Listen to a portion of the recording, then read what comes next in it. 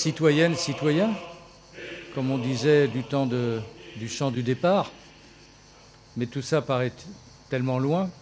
Je disais tout à l'heure, il y a 230 ans, nous étions en 1795.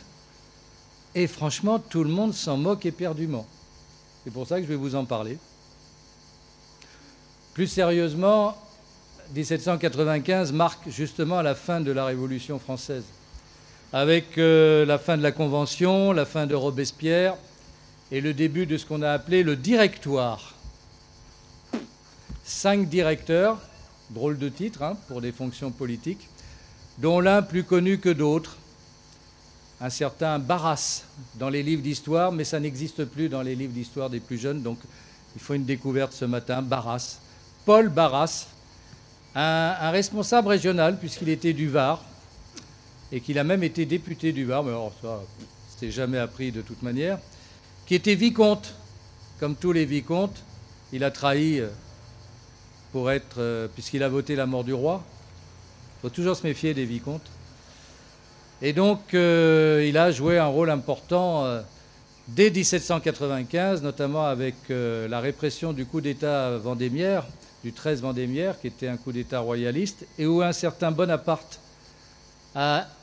est intervenu, ce qui lui vaudra une inimitié profonde des monarchistes tout au long de son règne à venir. Et puis également la reprise de Toulon, qui était aux Anglais. Et à chaque fois, on a Barras et derrière un certain Bonaparte, qui n'est pas encore celui que l'on connaîtra. Moi, j'aime bien toujours montrer les facettes de l'histoire avant l'histoire bien connue. Mais bon. En fait, ce 14 juillet, nous sommes rassemblés pour fêter la Sainte Camille. Eh oui, le 14 juillet, c'est la Sainte Camille. Et les Camilles, ils n'ont pas de bol. Et c'est à chaque fois, il y a marqué Fetna. Alors tout le monde dit Fetna. Qu'est-ce que c'est Fetna? C'est comme le 11 novembre avec l'armistice. Hein, c'est pas de bol. Hein, donc et ça tombe bien aussi parce que c'est un certain Camille Desmoulins qui, le 13 juillet, journaliste de son État, a ameuté l'opinion et le peuple de Paris en disant qu'il allait se faire égorger par les troupes étrangères qui venaient en renfort. Ce qui a créé ce qu'on appelait à l'époque l'émotion, c'est-à-dire la révolte, la prise des Invalides pour aller chercher des armes et la prise de la Bastille, non pas pour délivrer ceux qui étaient emprisonnés, puisque c'était des crapules aristocratiques, mais juste aller prendre les munitions qui allaient avec les armes. Voilà, c'est ça le 14 juillet.